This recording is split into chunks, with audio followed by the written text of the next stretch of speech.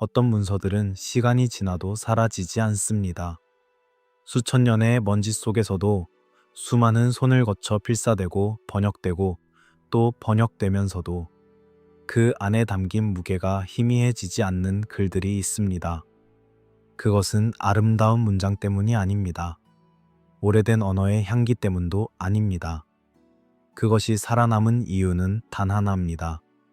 그 안에 담긴 이야기가 지금 이 순간을 사는 사람의 심장 어딘가를 여전히 건드리기 때문입니다. 갈라디아서 5장이 그런 글입니다. 성경 전체를 펼쳐놓고 바라본다면 그것은 그리 길지 않습니다. 불과 몇 단락, 조용히 읽으면 10분도 차에 걸리지 않는 분량입니다. 그런데 이 짧은 글이 수백 년에 걸쳐 사람들을 자유롭게 했고 어떤 이들을 불편하게 만들었으며 또 어떤 체계를 뒤흔들었습니다. 종교개혁의 시대를 살았던 사람들은 이 장을 손에 쥐고 떨었습니다. 어떤 이는 기쁨으로, 어떤 이는 두려움으로. 왜 어떤 글은 사람을 자유롭게 하는 반면 또 어떤 글은 체계를 위협하는 걸까요? 이 질문에 답하기 위해 우리는 오늘 밤 아주 오래전으로 돌아가려 합니다. 양피지 위에 잉크가 번지던 시대로, 성전의 연기가 하늘을 향해 피어오르던 그 시절로, 그리고 먼 이국 도시의 작은 공동체들이 처음으로 자유라는 단어의 의미를 배우려 했던 그 숨 가쁜 순간으로. 서두르지 않아도 됩니다. 오늘 밤은 당신이 편히 쉬면서 이 오래된 이야기에 귀를 기울이기만 하면 됩니다. 우리는 함께 천천히 그 장의 문턱을 넘어가겠습니다. 갈라디아서 5장이 왜 두려움이 되는지, 그 이유를 이해하려면 먼저 하나의 단어를 음미해야 합니다.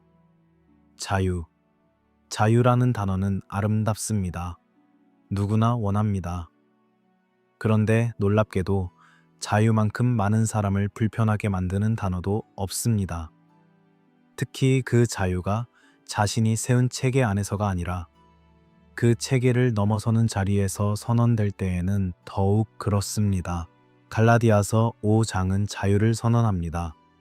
그것도 아주 단호하고 명확하게.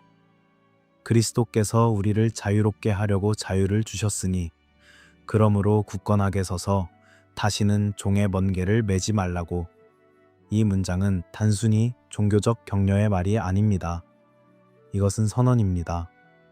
어떤 체계에도, 어떤 규정의 더미에도, 어떤 인간이 만든 종교적 사다리에도 종속되지 말라는 급진적인 선언입니다. 이 선언이 왜 그토록 많은 사람에게 위협이 되었을까요? 그것은 간단합니다. 종교 체계는 인간의 필요에 의해 만들어집니다. 사람들은 불확실성을 싫어합니다. 신과 자신 사이의 거리가 얼마나 되는지, 내가 충분히 잘하고 있는지, 이 정도면 구원받을 자격이 되는지를 알고 싶어 합니다. 그리고 그 질문에 답하기 위해 체계가 생겨납니다. 규정이 만들어지고 절차가 정해지며 기준이 세워집니다. 이렇게 하면 됩니다. 저렇게 하면 안 됩니다. 이만큼 하면 인정받습니다.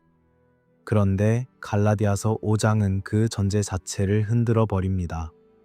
하나님께 인정받으려는 시도 자체가 그리스도에게서 끊어지게 한다고 바울은 경고합니다.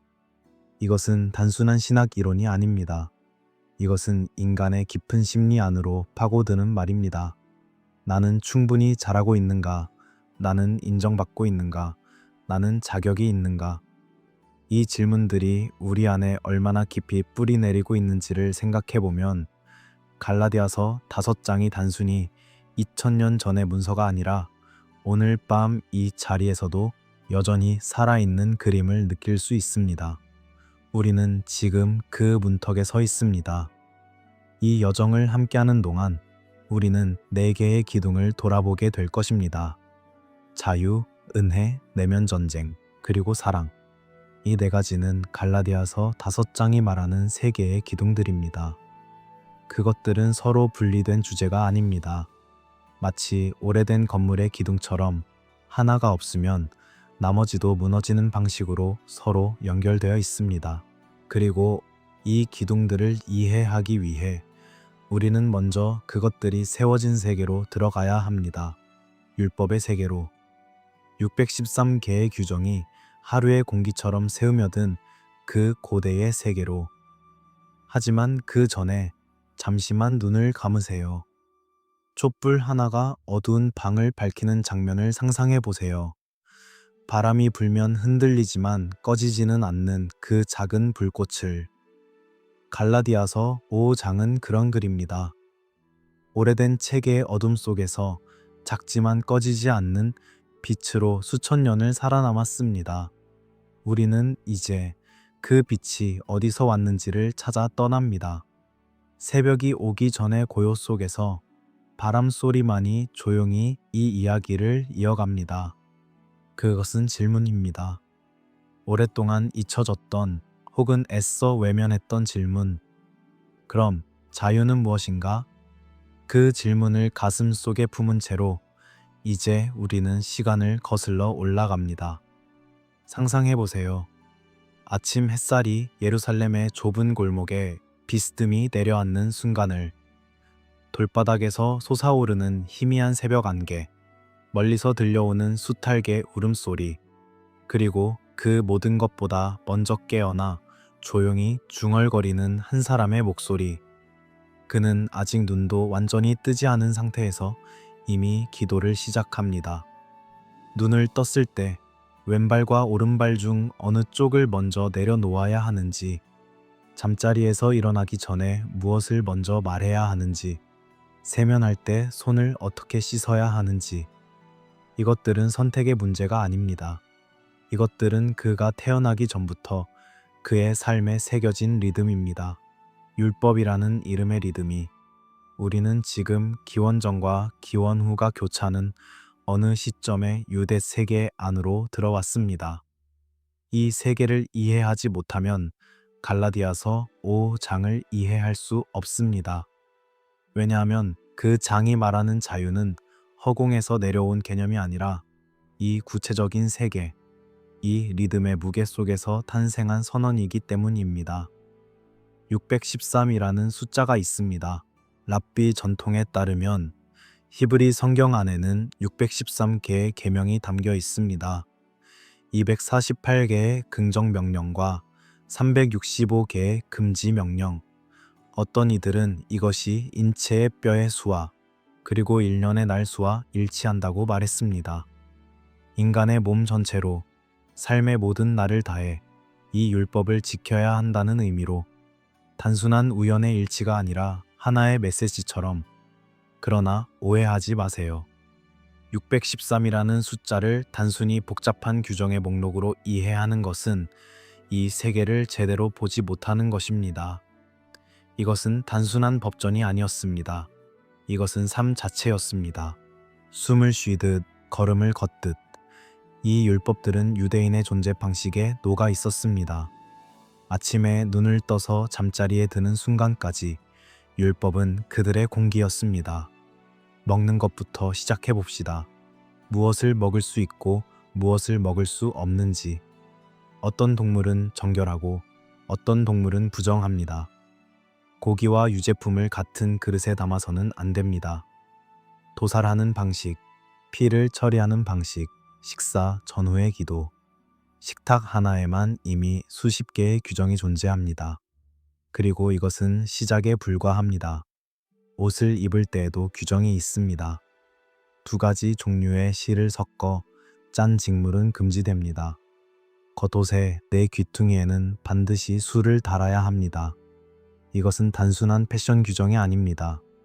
이것은 나는 누구인가를 몸으로 선언하는 방식이었습니다. 옷 한 벌이 정체성의 선언이었습니다. 안식일은 또 어떻습니까?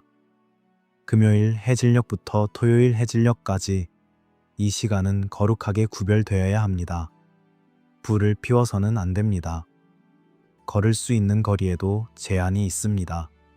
안식일 경계를 넘어서 이동하는 것, 특정 종류의 일을 하는 것, 심지어 어떤 것을 들거나 옮기는 것조차 정교한 규정의 지배를 받습니다. 안식일 하나를 지키기 위해 사람들은 평생을 배워야 했습니다. 정결함의 규정은 더 깊숙이 들어갑니다. 누군가가 죽으면 시신 근처에 있었던 사람은 부정해집니다. 특정 피부 질환이 생기면 공동체 밖으로 나가야 합니다. 여성의 신체적 주기는 정결과 부정의 사이클로 관리됩니다. 질병이 생기면 그것이 죄의 결과인지 아닌지를 제사장이 판단합니다.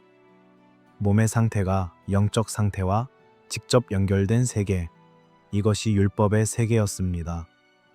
그리고 분쟁이 생기면 어떻게 해야 하는지, 이웃의 재산을 어떻게 다루어야 하는지, 계약은 어떻게 맺어야 하는지, 노예를 어떻게 대해야 하는지, 토지는 어떻게 관리해야 하는지, 삶의 모든 영역에 율법의 손길이 미치지 않는 곳이 없었습니다. 이것이 613이라는 숫자의 진짜 의미입니다. 그것은 삶의 전부를 둘러싼 하나의 거대한 시스템이었습니다. 그리고 이 시스템은 혼자 배우는 것이 아니었습니다. 아이가 처음 말을 배우는 순간부터 이 율법들은 그의 기억 속에 심겨졌습니다.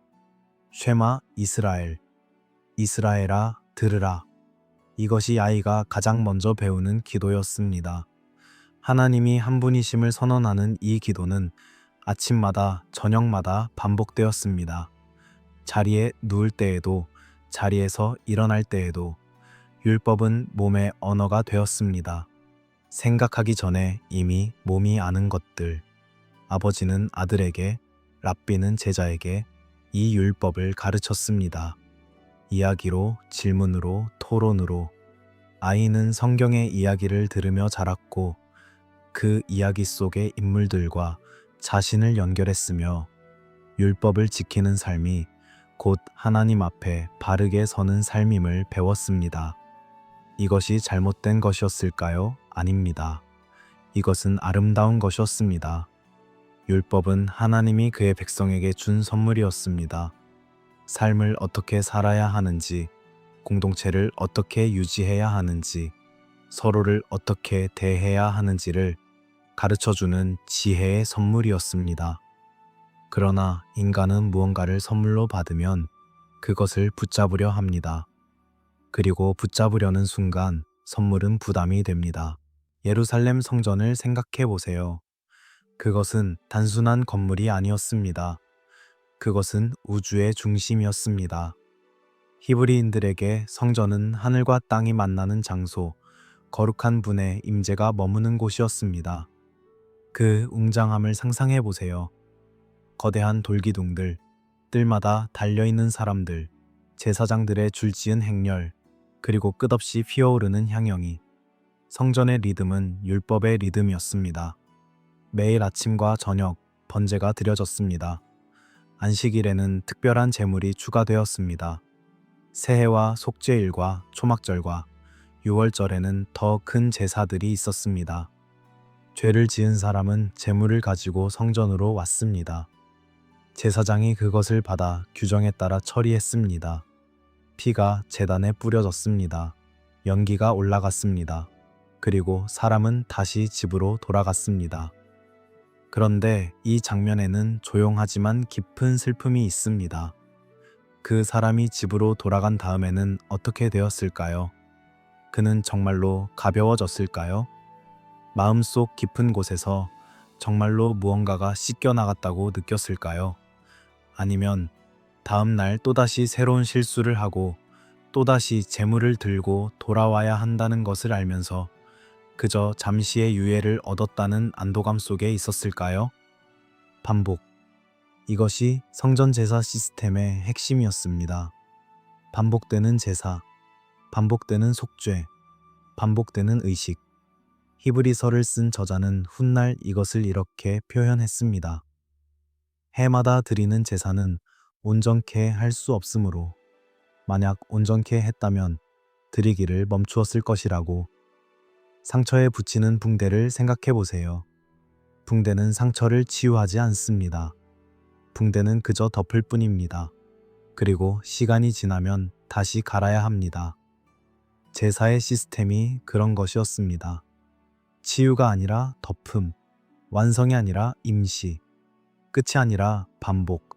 율법에는 또 하나의 아이러니가 있었습니다. 율법은 거울과 같습니다. 거울은 당신의 얼굴에 묻은 먼지를 보여줍니다. 그런데 거울로는 그 먼지를 닦을 수 없습니다. 율법은 죄가 무엇인지를 명확하게 보여줍니다. 이것이 잘못되었다. 저것이 금지되어 있다. 이 기준에 미치지 못했다. 그렇게 정확하게 보여줍니다. 그러나 그 죄를 씻어내는 힘은 율법에 없습니다.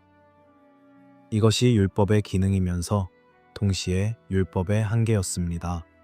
그리고 여기서 인간의 심리가 등장합니다.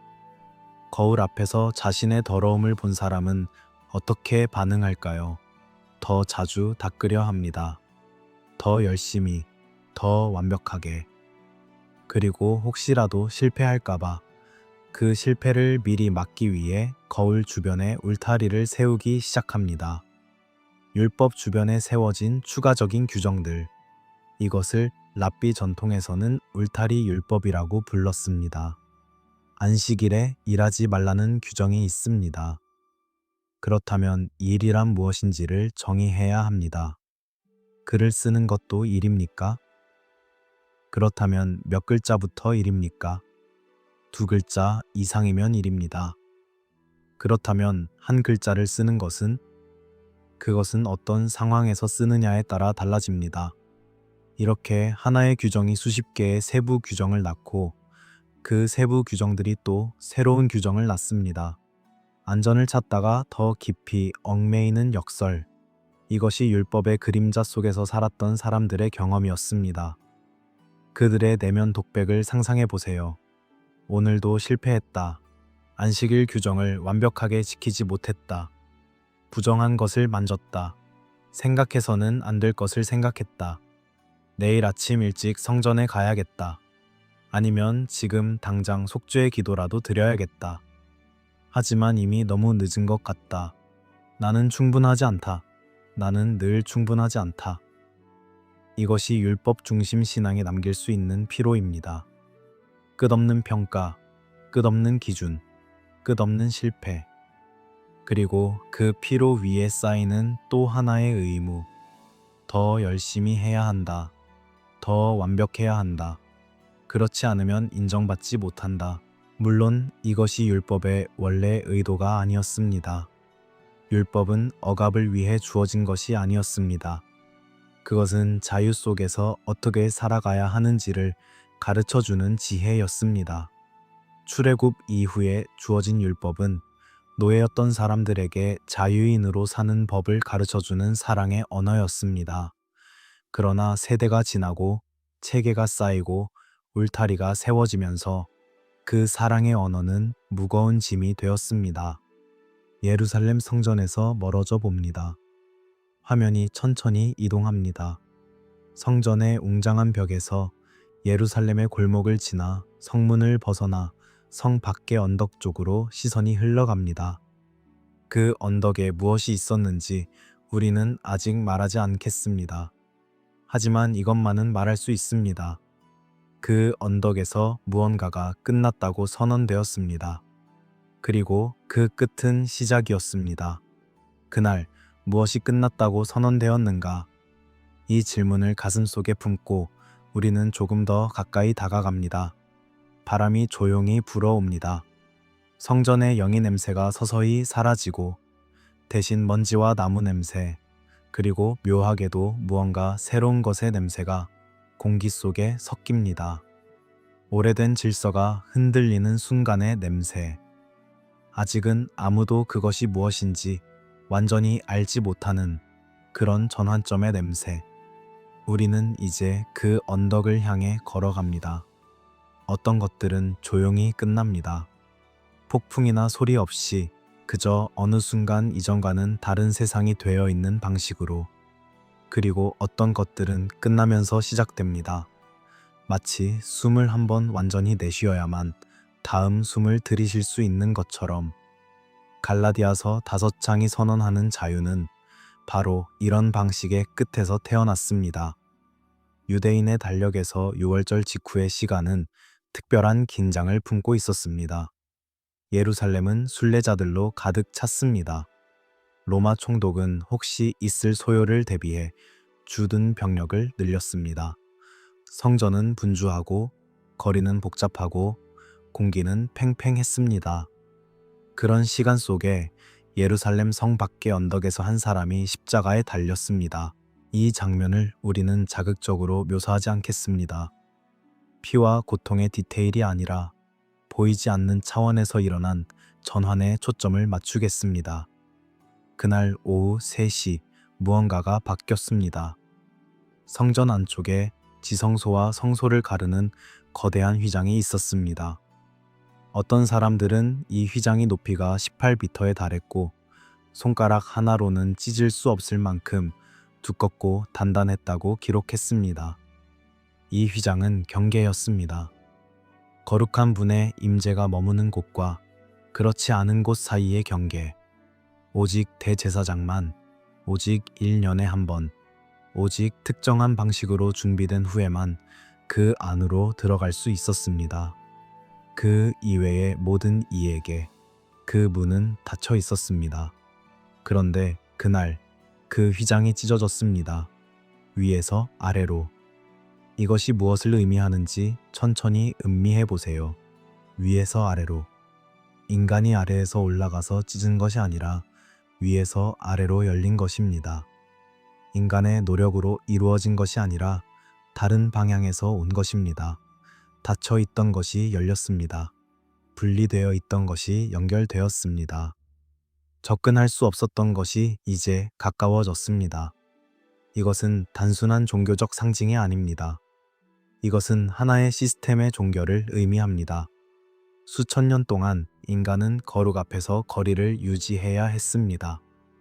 죄가 있는 존재와 거룩한 존재 사이에는 간격이 있었습니다. 그 간격을 메우기 위해 제사가 있었고 제사장이 있었고 율법이 있었습니다. 인간이 그 거리를 조금이라도 좁히기 위해 필사적으로 노력하는 시스템, 그것이 율법의 세계였습니다. 그런데 그날 그 강역 자체가 달라졌습니다. 좁혀진 것이 아닙니다. 없어진 것도 아닙니다. 다른 방식으로 연결된 것입니다. 인간의 노력으로 메우는 방식이 아니라 다른 근거 위에서 이루어지는 접근이 열린 것입니다. 이것을 신학적 언어로 표현하면 복잡해집니다. 하지만 가장 단순하게 말하면 이렇습니다.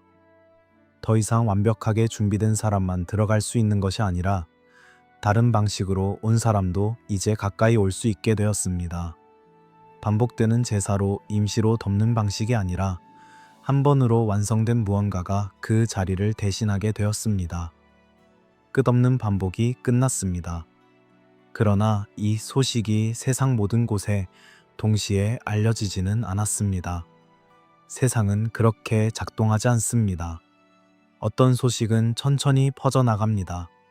작은 공동체에서 다른 공동체로, 한 언어에서 다른 언어로, 한 도시에서 다른 도시로, 그리고 그 과정에서 오해와 혼동과 갈등이 생겨납니다. 로마의 도로를 상상해 보세요. 돌로 포장된 길이 유럽과 중동을 가로질러 뻗어 있습니다. 그 도로 위를 걷는 한 사람의 발걸음 소리를 들어보세요. 타르수스 출신의 사울, 나중에 바울이라 불리게 된 사람입니다. 그는 로마 시민권을 가진 유대인이었고 율법에 대해 누구보다 깊이 알았으며 한때는 그 새로운 소식을 믿는 사람들을 박해했습니다. 그런데 어느 날 다마스쿠스로 가는 길에서 그의 세계가 뒤집혔습니다. 그 이후 그는 걸었습니다. 멈추지 않고 도시에서 도시로, 회당에서 광장으로, 때로는 감옥 안에서도 글을 썼습니다. 그리고 그 글들이 오늘날 우리가 갈라디아서라고 부르는 편지들을 낳았습니다. 갈라디아, 지금의 터키 중부 지방. 여러 문화화가 뒤섞이고 다양한 언어가 들리고 로마 제국의 다양한 주민들이 함께 살아가는 그 땅에 바울이 전한 소식을 받아들인 공동체들이 생겨났습니다. 그들은 처음으로 자유라는 단어의 새로운 의미를 배웠습니다.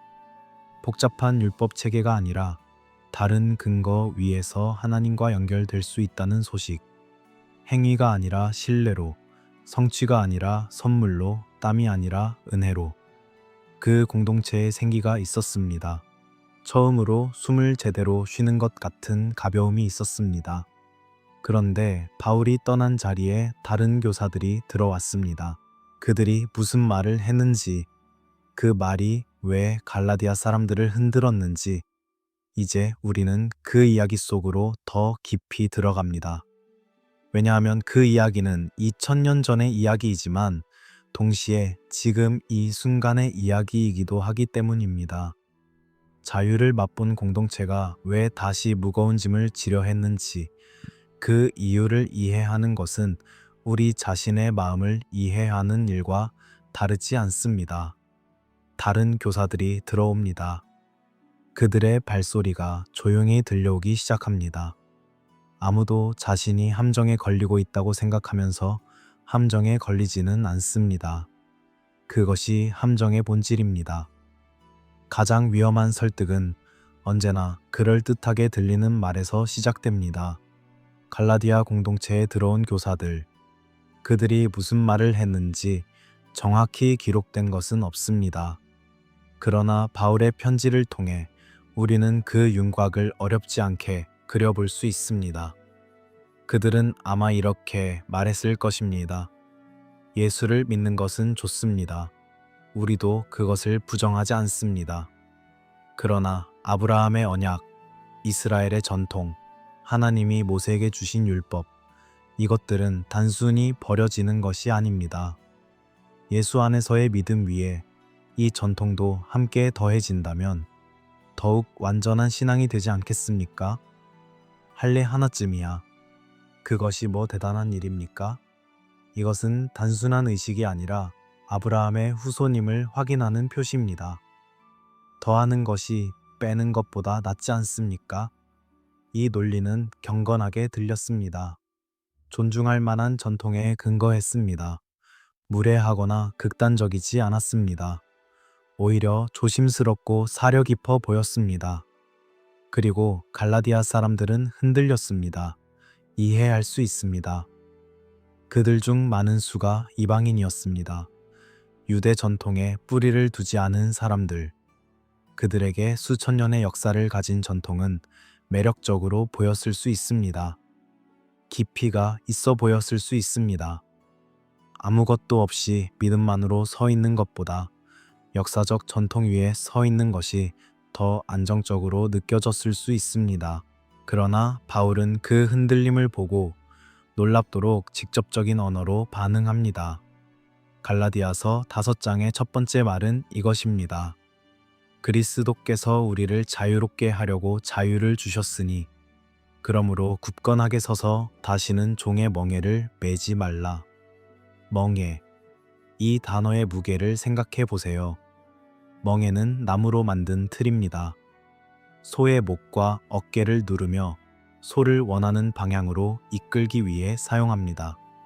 소는 멍게를 자발적으로 매지 않습니다. 멍게는 외부에서 씌워지는 것입니다.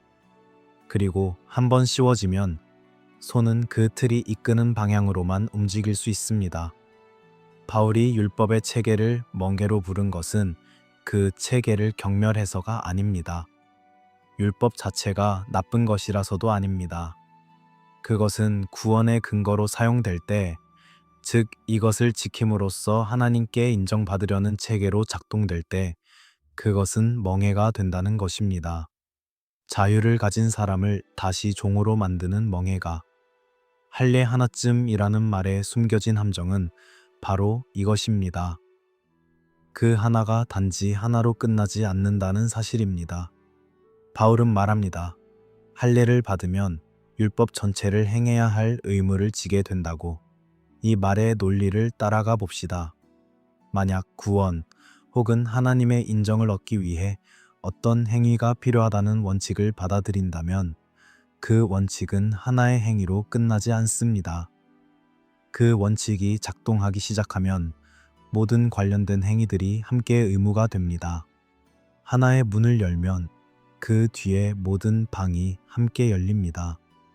그리고 그 방들 안에는 613개의 규정이 기다리고 있습니다. 이것이 작은 추가의 큰 결과입니다. 바울의 어조가 갈라디아서에서 평소보다 강렬한 이유가 있습니다. 어떤 독자들은 그 강도에 불편함을 느끼기도 합니다. 그러나 그 강도를 공격성이 아니라 긴급함으로 읽으면 다르게 들립니다. 집에 불이 났을 때 평온하게 말하는 사람은 없습니다. 사람이 위험에 처했을 때 조심스럽게 속삭이는 것은 오히려 그 사람을 사랑하지 않는 것입니다. 바울의 강한 어조는 그가 갈라디아 사람들을 얼마나 염려했는지를 보여줍니다. 공동체 안에서 일어나는 심리적 과정도 흥미롭습니다. 규정은 통제감을 줍니다. 통제감은 불안을 달랩니다. 무엇을 해야 하는지가 명확하면 내가 옳은 방향으로 가고 있는지를 확인할 수 있습니다. 나는 오늘 이것을 했다. 나는 저것을 하지 않았다. 나는 기준을 맞추었다. 이 확인 과정은 안도감을 줍니다. 반면 자유는 불안합니다. 경계가 없는 자유는 방향을 잃게 합니다. 내가 제대로 하고 있는지 확인할 명확한 기준이 없을 때 사람은 불안합니다. 그래서 규정이, 체계가, 명확한 기준이 필요합니다. 그것이 자유보다 규정을 택하는 마음의 이유입니다. 이것은 갈라디아 사람들만의 이야기가 아닙니다. 이것은 지금 이 순간을 살아가는 우리의 이야기이기도 합니다. 자유를 감당하기 어려울 때 명확한 규정의 울타리 안으로 들어가고 싶은 마음, 그 마음이 잘못된 것이 아닙니다. 그러나 그 마음이 구원의 근거가 되거나 하나님 앞에 서는 방식이 될 때 그것은 멍해가 됩니다. 은혜에서 떨어진다는 말, 이 표현은 많은 사람을 공포스럽게 합니다. 마치 벼랑 끝에서 떨어지는 것처럼 들립니다. 하지만 그것이 바울이 말한 의미일까요? 그 질문을 품고 우리는 다음으로 걸어갑니다. 종소리가 멀리서 들려옵니다. 책장을 넘기는 소리처럼 조용하고 천천히. 두 시스템은 섞일 수 있는가? 이 질문이 바람 속에 남아 있습니다. 은혜에서 떨어진다는 말을 들을 때 많은 사람들이 특정한 장면을 떠올립니다. 어떤 큰 죄를 지은 사람이 하나님의 은혜를 잃어버리는 장면, 용서받지 못할 실수를 한 사람이 구원의 울타리 밖으로 밀려나는 장면. 이 해석이 완전히 틀린 것은 아닐 수 있지만 갈라디아서의 문맥에서 바울이 말하는 것은 조금 다릅니다. 천천히 살펴봅시다. 바울이 은혜에서 떨어진다고 경고하는 대상은 누구입니까? 큰 죄를 지은 사람들이 아닙니다. 도덕적으로 타락한 사람들이 아닙니다. 오히려 정반대입니다. 그것은 더 경건해지려는 사람들, 더 완전해지려는 사람들, 율법의 규정들을 추가로 지킴으로써 하나님 앞에 더 온전히 서려는 사람들을 향한 경고입니다. 왜 그럴까요? 여기에 하나의 이미지가 도움이 됩니다. 두 개의 바닥을 상상해 보세요. 하나는 은혜의 바닥입니다. 내가 한 것이 아니라 주어진 것, 내가 번 것이 아니라 선물로 받은 것. 그 위에 서 있다는 것은 내 업적이나 성취가 아니라 다른 분의 것이 내 근거가 된다는 의미입니다. 그리고 또 하나의 바닥은 율법의 바닥입니다. 내가 행한 것, 내가 지킨 것, 내가 이룬 것이 근거가 되는 바닥. 은혜에서 떨어진다는 것은 이 두 바닥 사이를 이동하는 것입니다. 절벽에서 추락하는 것이 아니라 스스로 바닥을 갈아타는 것입니다. 은혜의 바닥에서 내려와 율법의 바닥으로 옮겨가는 선택입니다. 왜 이것이 문제일까요? 두 바닥을 동시에 밟을 수 없기 때문입니다. 은혜와 율법 행위를 구원의 근거로 혼합할 수 없습니다. 만약 내 행위가 어느 정도라도 구원에 기여한다면 그것은 은혜가 아닙니다. 부분적인 은혜라는 것은 존재하지 않습니다. 선물이 부분적이라면 그것은 선물이 아닙니다. 대가를 치른 것입니다. 이것이 혼합의 불안입니다. 예수 더하기 내 공로, 믿음 더하기 행위, 은혜 더하기 율법. 이 혼합이 왜 불안한지를 생각해 보세요. 내가 어느 정도 기여해야 한다면 나는 언제나 내가 충분히 기여했는지를 걱정해야 합니다. 충분히 기도했는가? 충분히 금식했는가? 충분히 성경을 읽었는가? 충분히 선을 행했는가? 이 충분하지 않음의 불안은 끝이 없습니다. 왜냐하면 완벽한 충분함에 도달한 인간은 없기 때문입니다. 반면 은혜의 바닥에 선다는 것은 다른 경험입니다.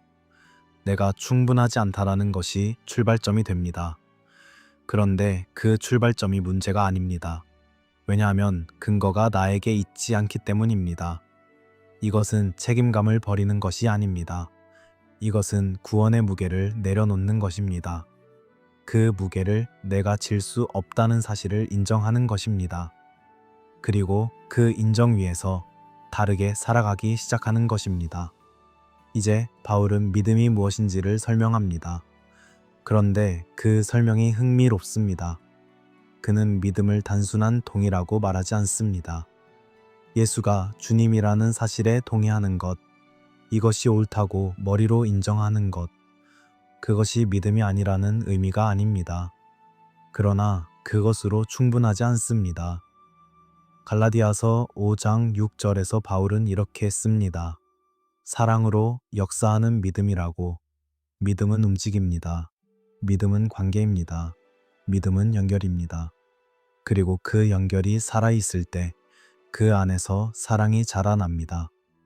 머리의 동의가 아니라 존재의 방향이 바뀌는 것, 이것이 바울이 말하는 믿음입니다. 율법과 은혜의 대비를 가장 단순하게 표현하면 이렇습니다. 율법은 밖에서 안으로 작동합니다. 외부의 규정이 내 행동을 형성합니다. 당신은 이것을 해야 합니다. 당신은 저것을 해서는 안 됩니다. 규정이 먼저이고 나는 그 규정에 맞추어집니다. 반면 은혜는 안에서 밖으로 작동합니다. 내면에서 시작된 변화가 행동으로 흘러나옵니다. 두려움이 아니라 사랑에서, 의무가 아니라 감사에서, 강요가 아니라 원함에서 나오는 삶. 이 대비가 이상적으로 들릴 수 있습니다. 실제 삶에서 안에서 밖으로 흘러나오는 변화는 어떻게 경험됩니까? 그것이 자동으로 일어나는 일입니까? 아니면 무언가가 필요합니까? 바울은 너희가 잘 달려가더니 누가 막았느냐고 묻습니다. 이 질문 안에 레이스의 이미지가 있습니다. 한때 잘 달리던 공동체.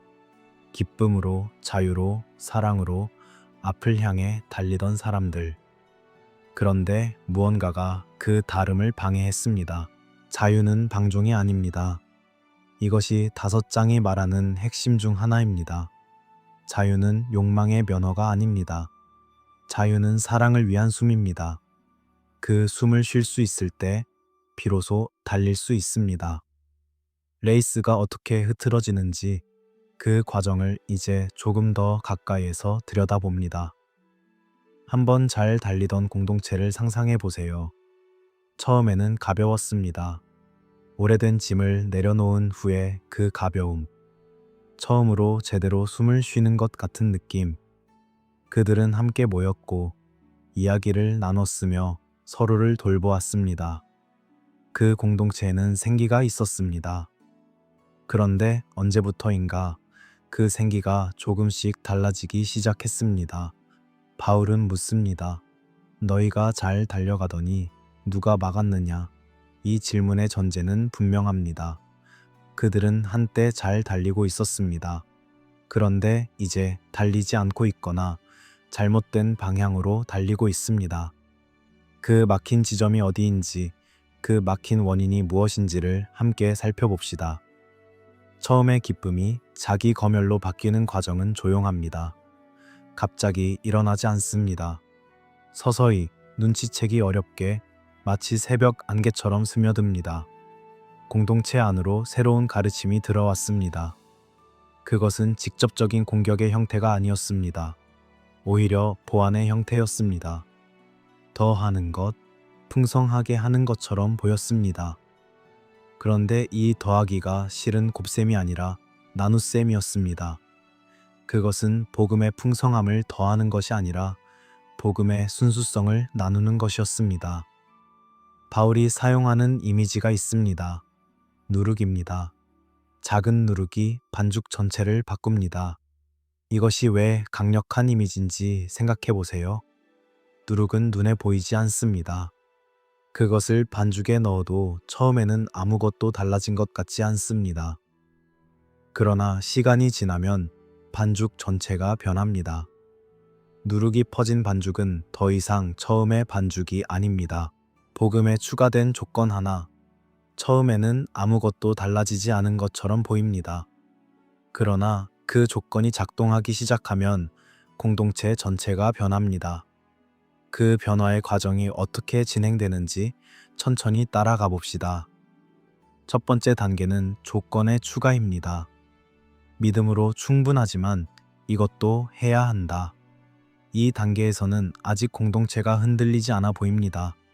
다만 해야 할 것이 하나 더 생겼을 뿐입니다.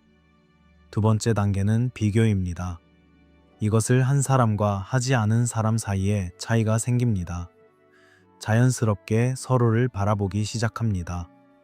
저 사람은 했는가? 나는 했는가? 기준이 생기면 비교가 따라옵니다. 세 번째 단계는 정죄입니다. 기준을 맞춘 사람이 맞추지 못한 사람을 바라보는 시선이 달라집니다. 명시적이지 않을 수 있습니다. 그러나 눈빛에서, 말의 뉘앙스에서, 함께하는 방식에서 차이가 드러나기 시작합니다. 나는 했고 당신은 하지 않았다는 것이 관계를 정의하기 시작합니다. 네 번째 단계는 분열입니다. 공동체가 나뉘기 시작합니다.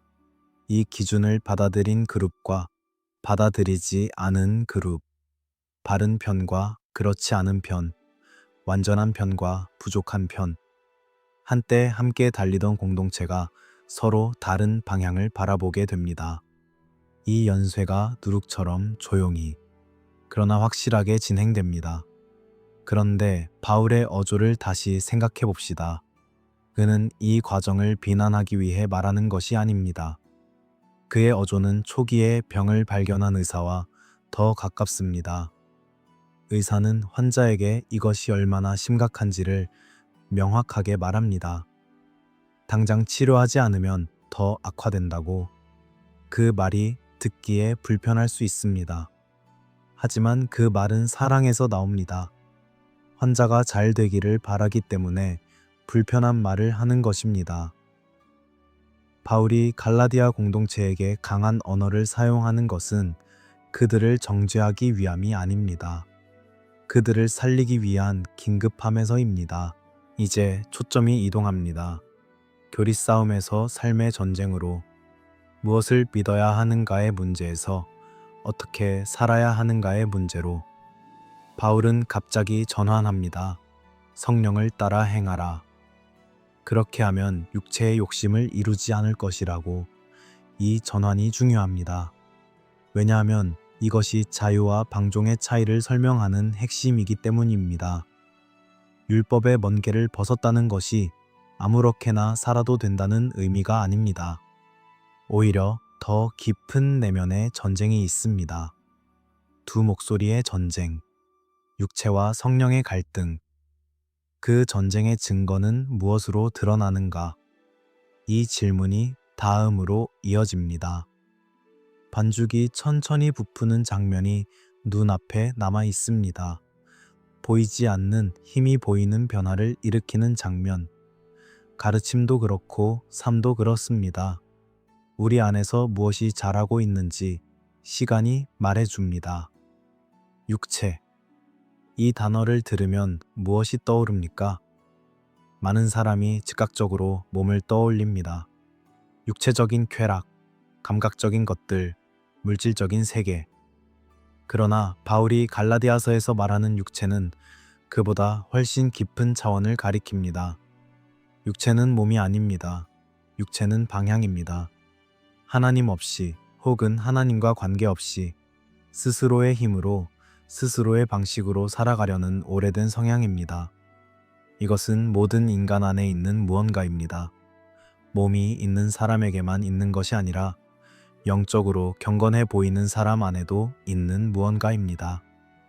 그래서 육체의 일 목록을 단순한 도덕적 실패의 리스트로 읽으면 놓치는 것이 있습니다. 바울이 나열하는 목록은 정죄를 위한 것이 아닙니다. 이것은 전쟁의 전선을 드러내는 지도입니다. 어느 지점에서 육체가 작동하는지를 보여주는 지도. 그 목록을 살펴보면 흥미로운 것이 있습니다. 음행, 더러움, 호색은 감각적 욕망의 영역입니다. 우상숭배, 마술은 잘못된 방향의 경배입니다. 그런데 그 다음에 나오는 것들이 있습니다. 원수 맺는 것, 분쟁, 시기, 분노, 다툼, 분열, 이단, 시기함, 술 취함, 방탕. 이것들 중 많은 것이 관계의 영역입니다. 공동체를 조용히 찢는 것들, 눈에 잘 보이지 않지만 관계의 구조를 서서히 파괴하는 것들. 미움은 어느 날 갑자기 폭발하지 않습니다. 그것은 조용히 쌓입니다. 작은 서운함이 반복되고 해결되지 않은 차에 켜켜이 쌓이면서 어느 순간 딱딱하게 굳어버립니다. 분쟁도 그렇습니다. 처음에는 작은 의견 차이였던 것이 자아가 개입되면서 나는 옳고 저 사람은 틀렸다는 방향으로 굳어지면서 풀 수 없는 갈등이 됩니다. 시기는 더 미묘합니다. 시기는 타인의 좋은 것을 보면서 고통을 느끼는 것입니다. 그 고통이 단순한 부러움이라면 그것은 성장의 동력이 될 수도 있습니다. 그러나 그것이 타인의 성공이 나의 실패처럼 느껴지는 수준이 되면 시기는 관계를 독으로 채웁니다. 그리고 그 독은 시기하는 사람 자신을 가장 먼저 파괴합니다. 방향을 잃은 배를 생각해 보세요. 키가 없는 배, 혹은 키를 잡은 사람이 없는 배. 그것은 파도에 따라 이리저리 흘러갑니다. 폭발적 분노는 그런 상태입니다. 내 안의 에너지가 내 통제를 벗어나 쏟아져 나오는 것. 술 취함은 그 통제를 의도적으로 내려놓는 것입니다. 이 두 가지의 공통점은 자기 자신이 자신의 삶의 방향을 잃는다는 점입니다. 그런데 여기서 중요한 구분이 있습니다. 실수와 삶의 방식의 차이입니다. 인간은 실수합니다. 분노할 때가 있습니다. 시기할 때가 있습니다. 자기 중심적이 될 때가 있습니다. 이것이 인간입니다. 바울이 경고하는 것은 이런 일회적 실수가 아닙니다. 그것이 삶의 방식이 되는 것, 습관이 되는 것, 내가 지향하는 방향이 되는 것입니다. 이 구분이 중요한 이유가 있습니다. 만약 이 목록을 읽으면서 나는 한 번도 이것들을 경험한 적이 없다고 말할 수 있는 사람은 없습니다. 그렇다면 이 목록은 모든 사람을 정죄하는 것입니까? 아닙니다. 이 목록은 인간 안에 있는 전선을 보여줍니다. 이것들이 우리 안에서 작동할 수 있다는 사실을 인정하면서 그것이 우리의 삶을 지배하지 않도록 내면 전쟁을 하는 것, 그것이 바울이 말하는 성령을 따라 행하는 삶입니다. 자유가 욕망의 면허가 될 때 어떤 일이 벌어지는지도 바울은 이야기합니다. 이것이 역설입니다. 율법에서 자유로워졌다고 생각하면서 실은 더 강한 쇠사슬에 묶이는 일이 일어납니다. 중독이 그렇습니다. 처음에는 선택이었습니다. 내가 자유롭게 선택한 것입니다. 그러나 어느 순간 그것이 나를 선택하기 시작합니다.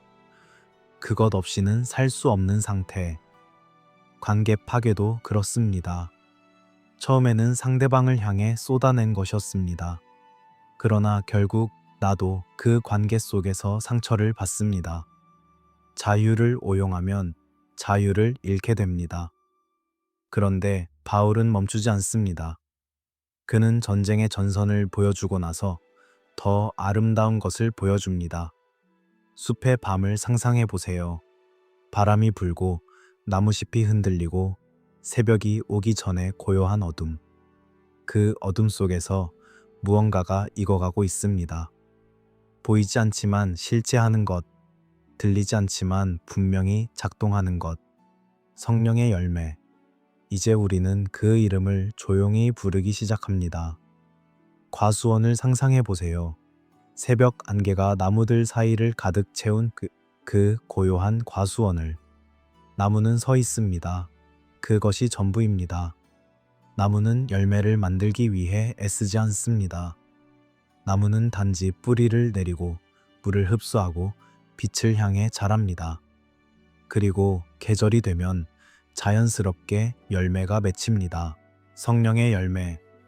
바울은 이 단어를 복수가 아닌 단수로 씁니다. 열매들이 아니라 열매. 이것이 중요합니다. 이 9가지는 선택 메뉴가 아닙니다. 사랑은 원하지만 절제는 제외할 수 없습니다. 기쁨은 갖고 싶지만 오래 참음은 빼고 싶다는 선택이 없습니다. 이 9가지는 한 생명에서 함께 자라는 하나의 열매입니다. 나무에 달린 다른 종류의 과일들이 아니라 한 나무에서 나온 온전한 결실의 다른 면들입니다.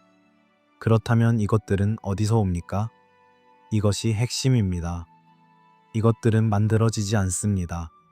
의지로 찍어내는 것이 아닙니다.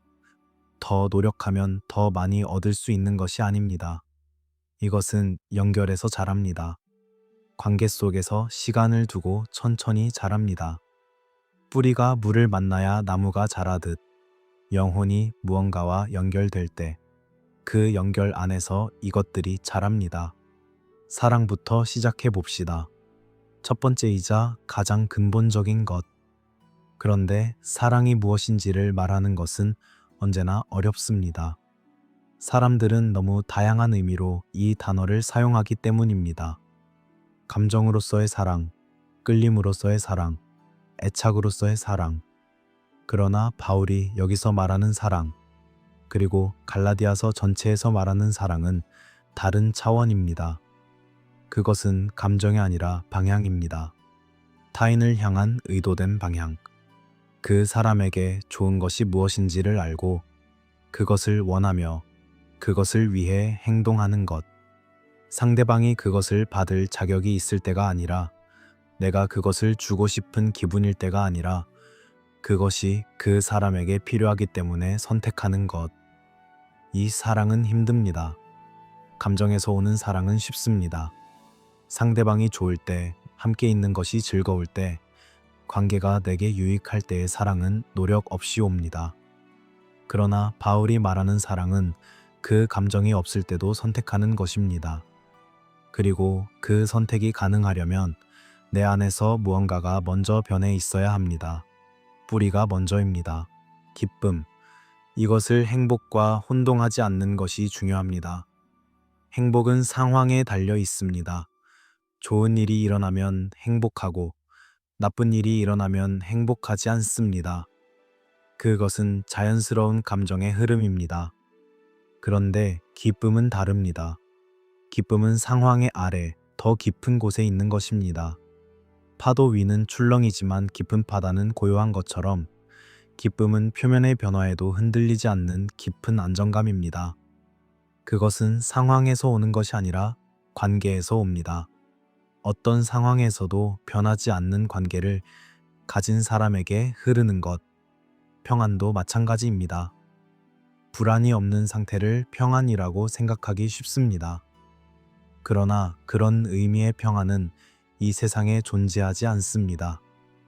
인생에서 불안의 원인이 사라지는 날은 오지 않습니다.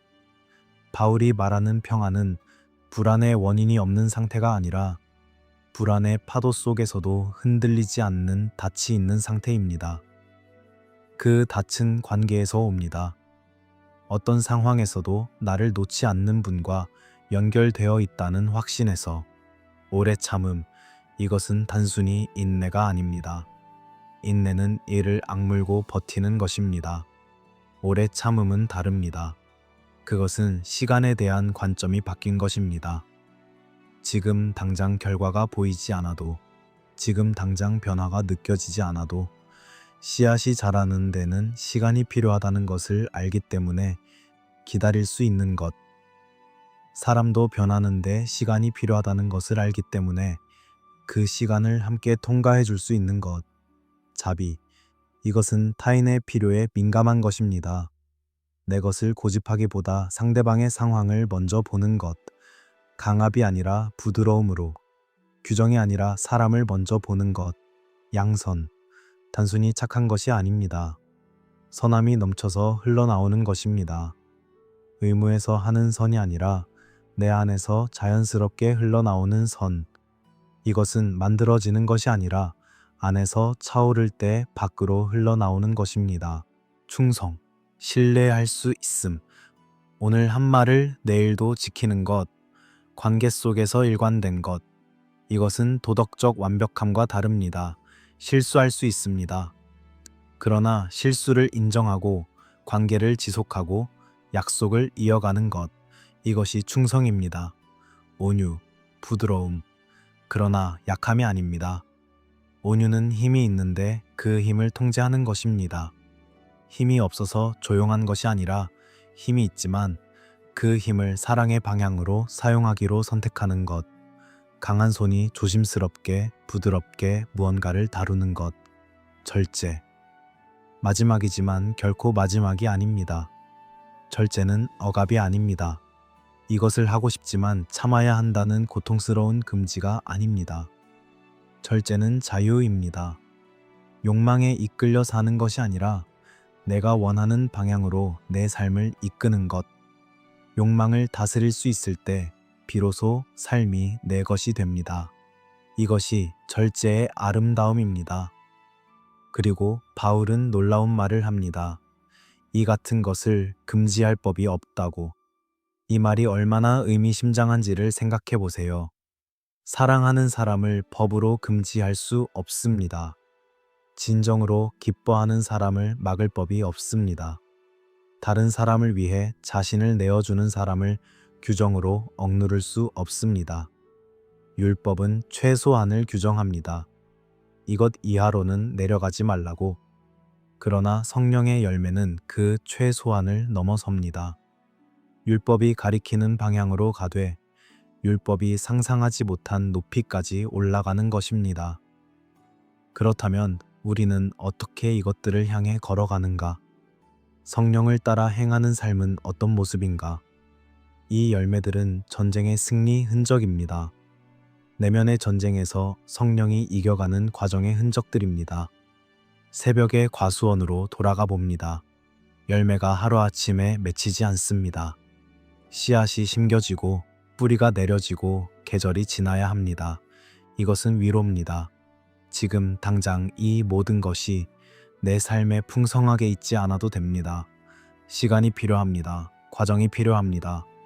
그리고 그 과정을 통과하면서 나무처럼 자라는 것입니다. 아직 동이 트기 전입니다. 하늘은 어둠과 빛 사이에 그 애매한 색으로 물들어 있습니다. 어떤 것은 아직 어둡고 어떤 것은 이미 밝아지기 시작한 그 경계의 시간. 갈라디아서 5장의 거의 끝부분에 바울은 이렇게 씁니다. 온 율법은 내 이웃 사랑하기를 내 자신같이 하라 한 말씀에서 이루어졌느니라. 이 문장을 처음 읽었을 때 많은 사람이 멈춥니다. 그리고 다시 읽습니다. 온 율법이 한마디로. 그 한마디가 이웃 사랑. 복잡한 613개의 규정이 수세기에 걸쳐 쌓인 해석들이 제사와 의식과 정결 규정의 거대한 체계가 하나의 문장으로 수렴된다는 것입니까? 그렇습니다. 그리고 이것이 왜 충격적인지를 생각해 보세요. 종교에 지친 사람을 상상해 보세요. 오랫동안 무언가를 해야 한다는 무게를 짊어지고 살아온 사람, 내가 충분한지, 내가 올바른지, 내가 인정받고 있는지를 끝없이 확인하며 살아온 사람, 그 사람에게 온 율법이 한마디로 이루어진다는 말은 무거운 짐을 내려놓으라는 초대처럼 들립니다. 그런데 동시에 이 단순함은 가장 어려운 것이기도 합니다. 왜냐하면 이웃을 사랑한다는 것이 모든 규정을 지키는 것보다 사실 더 어려운 일일 수 있기 때문입니다. 규정은 명확합니다. 이것을 하면 됩니다. 저것을 안 하면 됩니다. 그러나 사랑은 명확하지 않습니다. 사랑은 상황마다 다릅니다. 이 사람에게 필요한 사랑과 저 사람에게 필요한 사랑이 다릅니다. 그리고 내가 사랑한다고 생각하는 것이 실제로 상대방에게 사랑이 되지 않는 경우도 있습니다. 그래서 사랑은 규정의 요약이 아닙니다. 사랑은 규정이 닿지 못하는 심장에 닿는 방식입니다. 규정은 외부에서 행동을 형성합니다. 사랑은 내부에서 방향을 바꿉니다. 규정은 최소한을 요구합니다. 사랑은 그 너머로 나아갑니다. 갈라디아서 5장 13절에서 바울은 명확히 합니다. 자유는 욕망의 기회가 아니라 사랑으로 서로 섬길 힘이라고. 이것이 자유의 목적입니다. 멍에를 벗은 것은 아무 짐도 지지 않기 위해서가 아닙니다. 사랑이라는 선택을 할 수 있는 공간을 얻기 위해서입니다. 두려움에서 하는 선이 아니라 원함에서 하는 선. 의무에서 하는 섬김이 아니라 기쁨에서 하는 섬김. 그런데 공동체 안에서 일어나는 일을 바울은 슬프게 바라봅니다. 서로 물고 먹으면 피차 멸망할까 조심하라고 그는 경고합니다. 이 이미지가 강렬합니다. 물고 먹는다는 것. 공동체가 서로를 향해 이빨을 드러내는 장면. 어떻게 사랑을 선언한 공동체 안에서 이런 일이 일어납니까? 비교에서 시작합니다. 나는 저 사람보다 더 열심히 했다. 나는 저 사람보다 더 희생했다. 나는 저 사람보다 더 오래 믿었다. 비교가 시작되면 경쟁이 따라옵니다. 경쟁이 시작되면 시기가 따라옵니다. 시기가 시작되면 상대방의 성공이 나의 실패처럼 느껴집니다. 그리고 어느 순간 사랑의 공동체가 서로를 소모시키는 공동체로 변해 있습니다. 바울이 말하는 짐을 함께 진다는 것은 추상적인 사랑의 선언이 아닙니다. 그것은 구체적인 행동입니다. 어떤 사람이 무너졌을 때 그 곁에 있는 것, 설교를 하는 것이 아니라 함께 앉아 있는 것, 해결책을 주는 것이 아니라 짐을 함께 드는 것, 빨리 일어나라고 재촉하는 것이 아니라 그가 일어날 수 있을 때까지 기다려주는 것. 회복의 온유함도 바울은 이야기합니다. 누군가가 실수했을 때 혹은 잘못된 방향으로 걷고 있을 때 그를 어떻게 대해야 하는가, 온유한 심령으로 회복시키라고 그는 말합니다. 정죄가 아니라 회복, 판결이 아니라 치유, 상처를 드러내는 것이 아니라 상처가 아물 수 있는 환경을 만드는 것, 비교를 내려놓는 것이 왜 그토록 중요한지도 명확합니다. 비교는 교만 아니면 낙담을 낳습니다. 내가 저 사람보다 낫다는 생각은 교만입니다. 내가 저 사람보다 못하다는 생각은 낙담입니다. 이 롤러코스터를 멈추는 방법은 하나입니다. 비교를 내려놓는 것. 각각 자기 일을 살피라는 바울의 말은 이 방향입니다. 내가 어떻게 걷고 있는지를 보는 것. 남이 어떻게 걷는지가 아니라 사랑은 책임을 없애지 않습니다. 이것도 중요한 균형입니다. 짐을 함께 진다는 것이 상대방의 책임을 내가 대신해 준다는 의미가 아닙니다. 상대방이 압도될 만큼 무거운 짐을 혼자 들고 있을 때 그 짐의 한쪽을 함께 드는 것입니다. 그리고 그 사람이 자신의 짐을 감당할 수 있게 되도록 돕는 것입니다. 사랑은 가장 단순해 보이지만 가장 깊은 자유의 형태다. 이 말이 어떻게 가능한지 이제 조금은 이해가 됩니까? 율법의 멍에에서 자유로워진 사람은 비로소 선택할 수 있습니다. 두려움이 아니라 원함으로 사랑하는 것을, 의무가 아니라 감사로 섬기는 것을, 강요가 아니라 기쁨으로 자신을 내어주는 것을. 이것이 자유의 열매입니다. 멍에를 벗은 사람이 무거운 것을 싫어하는 것이 아니라 사랑을 위해 기꺼이 무거운 것을 드는 것입니다. 그런데 오늘 우리는 무엇을 심고 있는가? 이 질문이 마지막을 향해 이어집니다. 들판이 있습니다. 새벽 안개가 걷히기 시작하는 들판. 그 들판에 한 농부가 걸어 들어옵니다. 조용히 서두르지 않고 발 아래의 땅을 느끼면서. 농부는 압니다. 오늘 심는 것이 오늘 거둬지지 않는다는 것을. 씨앗은 땅 속으로 들어가면 한동안 보이지 않습니다. 비가 와야 합니다. 햇볕이 있어야 합니다. 시간이 지나야 합니다. 그리고 계절이 바뀌어야 합니다. 그 모든 과정을 거친 후에야 처음에 심은 씨앗이 무엇이었는지가 드러납니다. 갈라디아서 6장은 이 원리를 명확하게 말합니다. 사람이 무엇으로 심든지 그대로 거두리라. 자기 육체를 위하여 심는 자는 육체로부터 썩어질 것을 거두고 성령을 위하여 심는 자는 성령으로부터 영생을 거두리라. 이 원리가 공포가 아니라 현실 인식으로 들릴 수 있도록 천천히 살펴봅시다. 씨앗에는 두 가지 방향이 있습니다. 첫 번째는 즉각적인 것을 향한 파종입니다. 지금 당장 느끼고 싶은 것, 지금 당장 얻고 싶은 것, 지금 당장 충족되고 싶은 것. 이 방향의 파종은 빠릅니다. 결과가 바로 옵니다. 그러나 그 결과가 썩어질 것이라는 표현이 흥미롭습니다. 썩어질 것. 시간이 지나면 남는 것이 없는 것. 두 번째는 느리지만 영구적인 것을 향한 파종입니다. 지금 당장 눈에 보이지 않지만 시간이 지나도 남는 것, 생명으로 이어지는 것. 이 방향의 파종은 느립니다. 결과가 바로 오지 않습니다. 그래서 어렵습니다. 그런데 바울은 속지 말라고 말합니다. 이 경고는 공포가 아닙니다. 이것은 눈을 뜨라는 말입니다.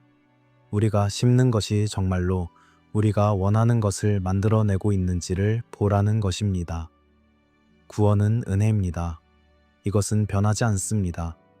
구원은 내가 무엇을 심었는지와 관계없이 선물로 주어지는 것입니다. 그러나 삶의 결은 씨앗의 결과로 드러납니다. 이 두 가지는 서로 모순이 아닙니다. 은혜는 구원의 문제이고 씨앗과 수확은 삶의 형태의 문제입니다. 같은 은혜를 받은 두 사람이 서로 다른 씨앗을 심으면서 서로 다른 삶의 결을 살아갈 수 있습니다. 상상해 보세요. 같은 신앙을 가진 두 사람, 같은 예배에 참석하고 같은 성경을 읽고 같은 기도를 드리는 두 사람. 그런데 한 사람은 매일 아침 작은 친절을 선택합니다. 피곤해도 아내에게 뜨뜻한 말 한마디를 합니다. 바쁘지만 어려운 동료에게 시간을 냅니다. 힘들어도 참을 수 있는 순간을 선택합니다. 다른 한 사람은 매일 자신을 위한 것을 먼저 선택합니다. 피곤하면 날카로운 말을 합니다. 자신의 이익이 먼저입니다. 불편하면 참지 않습니다. 이 두 사람의 10년 후를 상상해 보세요. 그 10년이 어떻게 다를 것인지를. 이것이 씨앗과 수확의 원리입니다. 오늘의 작은 선택이 쌓여서 내일의 나를 만듭니다. 일상에서 이것이 어떻게 작동하는지를 생각해 보세요. 내일 아침의 작은 선택들. 오늘 화가 났을 때 그 말을 내뱉을 것인가? 잠시 멈출 것인가? 이것이 씨앗입니다. 누군가에게 미안한 마음이 있을 때 그냥 넘어갈 것인가? 작은 화해에 손을 내밀 것인가? 이것이 씨앗입니다. 습관적으로 하던 것을 오늘 다시 할 것인가? 다른 방향으로 한 걸음 내딜 것인가? 이것이 씨앗입니다. 씨앗은 작습니다. 그러나 씨앗을 과소평가하지 마세요. 씨앗 하나가 나무가 됩니다. 그리고 나무는 또 다른 씨앗을 만듭니다. 성령과 보조를 맞추는 것. 바울이 사용하는 이 표현은 흥미롭습니다. 걷는다는 이미지입니다. 달리는 것이 아닙니다. 뛰는 것이 아닙니다. 함께 걷는 것입니다. 마치 두 사람이 나란히 걸어갈 때 서로의 걸음 속도를 맞추어 가는 것처럼. 군대의 행군이 아닙니다. 강요된 보조가 아닙니다. 함께 호흡을 맞추어 가는 동행입니다. 이 여정을 돌아봅시다. 우리는 율법의 세계에서 시작했습니다.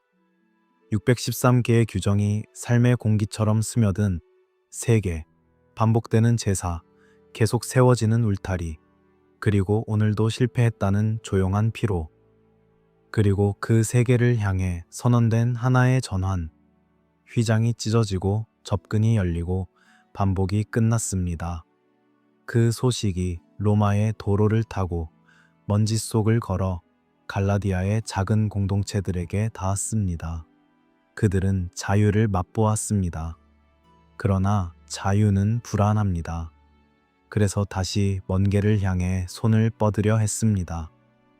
그 순간 바울이 편지를 씁니다. 굳건하게 서서 다시는 종의 멍에를 매지 말라고. 은혜는 섞이지 않습니다. 믿음은 사랑으로 역사합니다. 육체와 성령의 전쟁이 있습니다. 그러나 성령을 따라 행하는 삶에서 열매가 자랍니다. 사랑, 기쁨, 평안, 오래 참음, 자비, 양선, 충성, 온유, 절제. 그리고 그 모든 것의 핵심은 사랑입니다. 이웃을 자신처럼. 자유는 이 사랑을 위한 숨입니다. 그리고 오늘 우리가 심는 씨앗이 내일의 마음이 됩니다. 이것이 갈라디아서 5장입니다. 이것이 그토록 오래 살아남은 이유입니다. 이것은 단순히 종교적 교리가 아닙니다. 이것은 인간의 심장을 향한 이야기입니다. 두려움에서 사랑으로, 의무에서 원함으로, 외부의 압력에서 내면의 변화로, 율법의 무게에서 사랑의 숨으로. 그리고 이 여정은 끝이 아닙니다. 사실 이것은 시작입니다. 당신은 지금 어떤 자유를 살고 있습니까? 이 질문을 오늘 밤 가슴속에 품고 잠드세요. 서두르지 않아도 됩니다. 당장 답을 찾으려 하지 않아도 됩니다. 씨앗은 땅 속에서 조용히 자랍니다. 밤의 고요 속에서도 뿌리는 물을 찾아 내려갑니다. 아무것도 보이지 않는 것 같은 그 시간 동안에도 무언가는 자라고 있습니다. 들판에 바람이 붑니다. 안개가 서서히 걷힙니다. 나무들은 조용히 서 있습니다. 그리고 어딘가에서 보이지 않는 씨앗 하나가 오늘 땅속으로 들어갔습니다. 오늘 심은 씨앗이 내일의 마음이 됩니다. 이 오래된 이야기를 함께 걸어주셔서 감사합니다. 갈라디아서 5장이라는 작은 문을 열면 그 안에 이토록 깊은 세계가 펼쳐져 있다는 것을 오늘 밤 우리는 함께 보았습니다. 자유가 무엇인지, 은혜가 무엇인지, 우리 안에 전쟁이 무엇인지, 그리고 사랑이 어떻게 그 모든 것의 끝이면서 시작인지를, 이런 이야기들을 더 만나고 싶으시다면 채널을 구독해 주세요. 그리고 후원으로 함께 해주시는 분들께는 앞으로 만들어질 새로운 이야기들을 가장 먼저 만날 수 있도록 하겠습니다. 오래된 텍스트 속에 숨겨진 인간의 이야기들, 역사의 먼지 속에서 여전히 빛나는 순간들을 이 고요한 시간에 함께 풀어가겠습니다. 이제 눈을 감으세요. 들판에 바람 소리만이 남아 있습니다. 오늘 밤도 당신 안에서 무언가가 조용히 자라고 있습니다. 달빛이 창문 틈으로 가늘게 스며듭니다. 방은 조용합니다. 낮의 소음이 모두 가라앉고 시계 소리조차 들리지 않는 그 깊은 고요 속에서 한 가지 질문이 천천히 떠오릅니다. 우리는 무엇에서 풀려나는가? 이 질문은 어렵지 않게 들릴 수 있습니다. 죄에서, 습관에서, 나쁜 과거에서. 그렇게 대답하면 맞는 말이기도 합니다. 그러나 갈라디아서가 말하는 해방은 그보다 훨씬 더 깊은 곳을 가리킵니다. 표면에 보이는 행동이 아니라 그 행동을 움직이는 더 오래된 무언가를, 눈에 보이는 실패가 아니라 그 실패 아래에 있는 더 근본적인 방향을. 우리 안에는 아주 오래된 방식이 있습니다. 그것을 바울은 옛사람이라고 불렀고 또 어떤 곳에서는 육체라고 불렀습니다. 그러나 오늘 밤 우리는 그것을 조금 더 구체적인 언어로 살펴보려 합니다. 그것은 단순히 나쁜 습관의 집합이 아닙니다. 그것은 하나의 프로젝트입니다. 하나님 없이 혹은 하나님과 관계없이 스스로 나를 증명하려는 아주 오래되고 아주 피곤한 프로젝트, 자기 구원 프로젝트라고 부를 수 있습니다. 내가 충분히 잘하면 인정받을 수 있다. 내가 충분히 노력하면 사랑받을 자격이 생긴다. 내가 충분히 성취하면 존재의 의미가 완성된다. 이 프로젝트는 종교적일 수도 있고 세속적일 수도 있습니다. 열심히 기도하고 봉사함으로써 하나님의 인정을 받으려는 방식도 이 프로젝트이고, 성공과 부와 평판을 쌓음으로써 스스로를 증명하려는 방식도 같은 프로젝트입니다. 방향이 다를 뿐 구조는 같습니다. 나는 아직 충분하지 않다. 그러므로 더 해야 한다. 그리고 충분해지는 날이 오면 비로소 쉴 수 있다. 그런데 그 날은 오지 않습니다. 이것이 이 프로젝트의 비극입니다. 충분함의 기준은 달성될 때마다 더 높아집니다. 이만큼 이루었으면 이제 충분할 것 같았는데 막상 이루고 나면 더 높은 기준이 눈앞에 서 있습니다. 인정받으면 더 많은 인정이 필요합니다. 사랑받으면 그 사랑이 계속될지 불안합니다. 성공하면 다음 성공이 이전 것을 지워버립니다. 자기 구원 프로젝트는 끝이 없습니다. 그것은 완성을 향해 달려가지만 완성에 도달하지 못하도록 설계되어 있습니다. 갈라디아서 5장 24절은 이렇게 말합니다. 그리스도 예수의 사람들은 육체와 함께 그 정욕과 탐심을 십자가에 못 박았느니라. 이 문장을 오늘 밤 다르게 읽어봅시다. 십자가에 못 박혔다는 것은 단순히 죽었다는 것이 아닙니다. 그것은 더 이상 작동하지 않게 되었다는 것입니다. 자기 구원 프로젝트가 십자가에서 끝났다는 것은 내가 나를 증명해야만 살아남는다는 그 오래된 공식이 더 이상 유효하지 않게 되었다는 것입니다. 그 프로젝트는 예수의 이야기 안에서 완성되었습니다. 완성이란 성공이 아니라 그것이 필요 없어졌다는 의미의 완성입니다. 이것이 왜 해방인지를 생각해 보세요. 목에 걸린 매듭이 있습니다. 아주 오랫동안 그 매듭이 있다는 것을 잊고 살 만큼 익숙해진 매듭. 그런데 어느 날 그것이 풀립니다. 그 순간 처음으로 알게 됩니다. 내가 얼마나 오랫동안 목이 조여 있었는지를. 해방은 그런 것입니다. 새로운 무언가를 얻는 것이 아니라 오래도록 자신을 조이고 있던 것이 풀리는 것.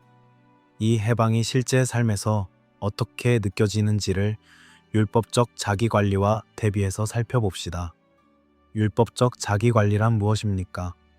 그것은 나를 통제해서 의롭게 보이려는 노력입니다.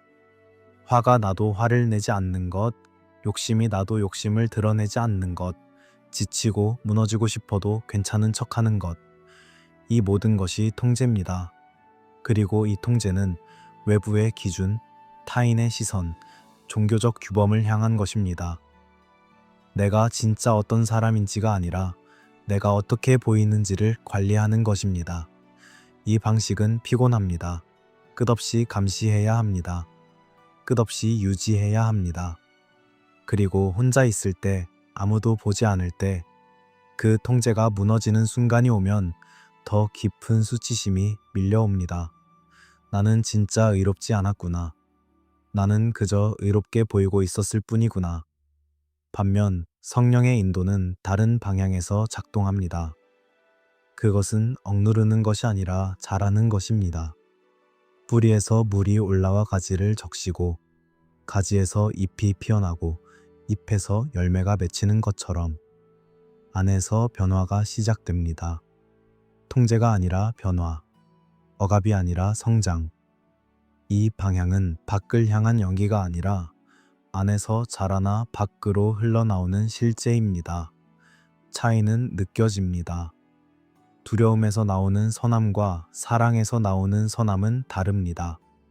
평가받기 위해 하는 친절과 그냥 그렇게 하고 싶어서 하는 친절은 다릅니다. 그 차이를 당신도 알고 있습니다.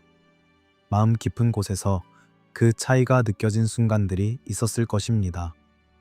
우리 안에는 내면의 심판관이 있습니다. 이것을 잠시 들여다봅시다. 그것은 목소리입니다. 날카롭고 빠르고 지치지 않는 목소리. 그것은 내가 충분하지 않다고 말합니다. 그것은 저 사람은 잘하는데 나는 왜 이러냐고 말합니다. 그것은 조금만 더 했어야 됐는데 라고 말합니다. 그것은 오늘 또 실패했다고 말합니다. 이 목소리는 잠들기 전에 가장 크게 들림입니다. 조용한 밤에 가장 선명해집니다. 그리고 이 목소리는 우리를 지치게 합니다. 이 목소리는 어디서 왔습니까? 어떤 경우에는 어린 시절에서 옵니다. 충분하지 않다는 말을 자주 들은 아이의 마음속에 그 목소리가 자리를 잡습니다. 어떤 경우에는 문화에서 옵니다. 더 성취해야 한다, 더 완벽해야 한다는 사회의 목소리가 내면화됩니다. 그리고 때로는 잘못 이해된 신앙에서도 옵니다. 하나님이 내 실패를 실망스럽게 바라보고 있다는 이미지가 그 목소리를 강화합니다. 갈라디아서 5장이 말하는 해방은 이 목소리로부터의 해방도 포함합니다. 자기 구원 프로젝트가 끝났다는 것은 이 목소리의 판결이 더 이상 최종 판결이 아니라는 것입니다. 더 깊은 곳에서 다른 목소리가 들립니다. 나는 이미 너를 안다. 나는 이미 너를 받아들였다. 너는 증명할 필요가 없다. 이 목소리가 내면의 심판관보다 더 크게 들리기 시작할 때 무언가가 달라집니다. 내면의 심판관이 완전히 사라지지는 않습니다. 그러나 그것의 힘이 약해집니다. 판결이 아니라 정보처럼 들리기 시작합니다. 오늘 이것이 잘 안 되었구나. 그렇다면 내일은 어떻게 해볼까? 자기 비난이 아니라 자기 인식으로, 정죄가 아니라 성찰로. 옛 자아가 죽는다는 것이 감정을 억압하는 것이 아니라는 것도 중요합니다. 슬프면 슬퍼해도 됩니다. 화가 나면 그 화를 느껴도 됩니다. 두려우면 두려움을 인정해도 됩니다. 이것들을 없애는 것이 해방이 아닙니다. 해방은 이것들이 더 이상 나를 지배하지 않는 것입니다. 감정을 억누르는 것과 감정에 이끌리지 않는 것은 다릅니다. 인간성을 포기하는 것과 인간성이 더 좋은 주인을 만나는 것은 다릅니다. 파괴적인 주인의 교체. 이것이 해방의 정확한 의미입니다. 자기 구원 프로젝트라는 주인 아래에서 살 때 그 주인은 끊임없이 더 많은 것을 요구합니다. 결코 충분하다고 말하지 않습니다. 결코 쉬어도 된다고 하지 않습니다. 그 주인에게서 풀려난다는 것은 다른 존재를 주인으로 모시는 것입니다. 그런데 그 새로운 주인은 이미 충분하다고 말합니다. 증명하지 않아도 된다고 말합니다.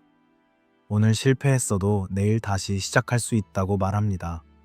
실패한 날을 생각해 보세요. 하려고 했는데 하지 못한 날, 참으려고 했는데 참지 못한 날, 이러지 않으려 했는데 또 이렇게 된 날.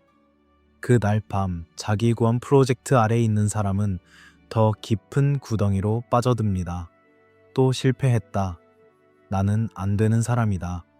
이 길로는 가지 못할 것이다. 그러나 은혜의 논리는 다릅니다. 실패한 날 밤에 집으로 돌아가는 사람이 있습니다.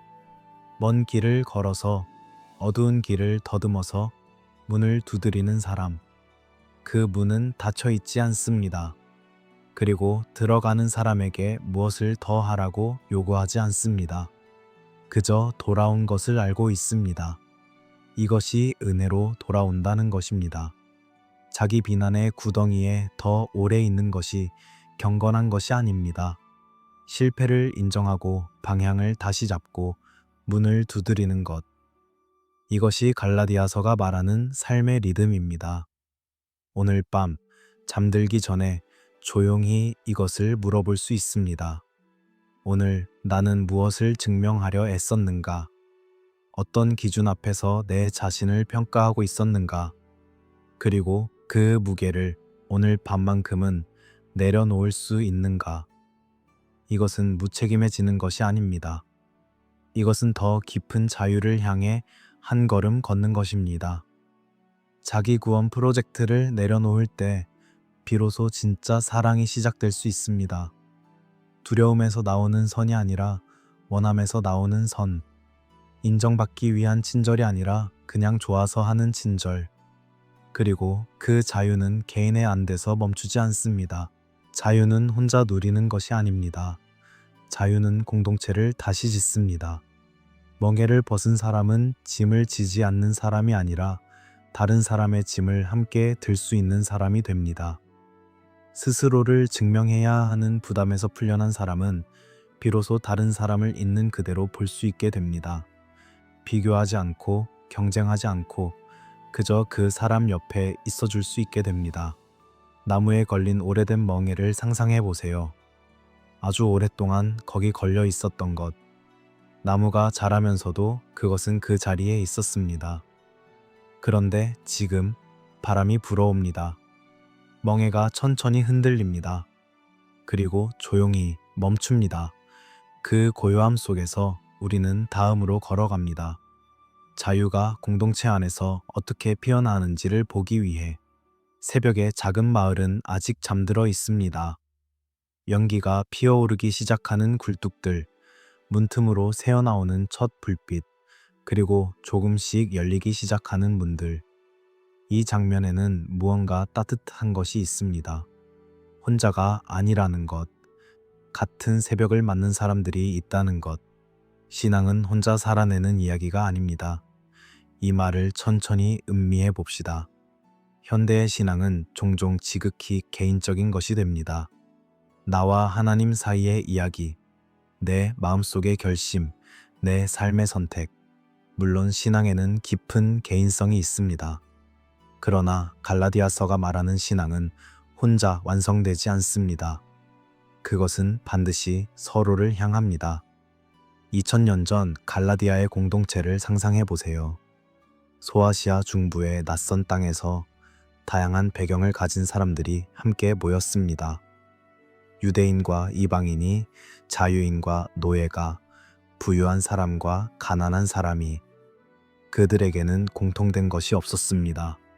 언어도 달랐고, 문화도 달랐고, 살아온 이야기도 달랐습니다. 그런데 그들은 모였습니다. 왜 서로가 필요했을까요?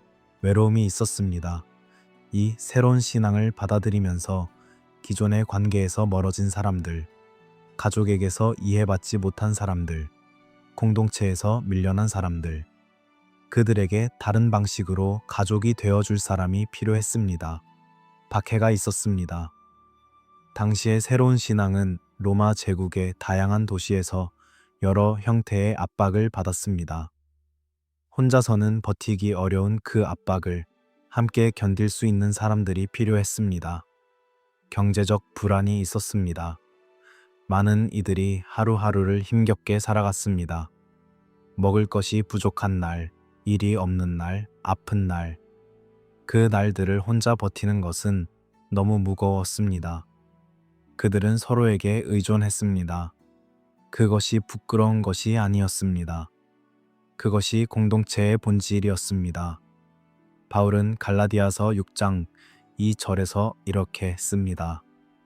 너희가 짐을 서로 지라 그리하여 그리스도의 법을 성취하라. 서로. 이 단어에 무게가 있습니다. 믿음이 내 결심으로 끝난다면 서로라는 단어는 필요 없습니다. 그러나 믿음이 관계 안에서 실현된다면 서로는 핵심입니다. 그리스도의 법. 바울이 율법의 멍에를 뻗으라고 했던 사람이 이제 그리스도의 법을 성취하라고 말합니다. 이 대비가 중요합니다. 멍에로서의 율법과 그리스도의 법은 다릅니다. 그리스도의 법은 사랑입니다. 사랑으로 서로 섬기라는 것. 그리고 그 사랑의 가장 구체적인 형태가 짐을 함께 지는 것입니다. 짐에는 두 종류가 있습니다. 이것을 구분하는 것이 지혜입니다. 첫 번째 종류는 혼자 들기 너무 무거운 짐입니다. 상실의 무게, 사랑하는 사람을 잃은 슬픔, 건강을 잃은 공포, 관계가 무너지는 아픔. 이런 짐은 한 사람이 혼자 들기에 너무 큽니다. 그것을 들려고 혼자 애쓰다가 부러집니다. 이 짐을 위해 서로가 필요합니다. 가난의 무게, 내일 먹을 것이 불안한 날, 아이를 먹여야 하는데 방법이 없는 날. 이 무게를 혼자 지는 것은 잔인합니다.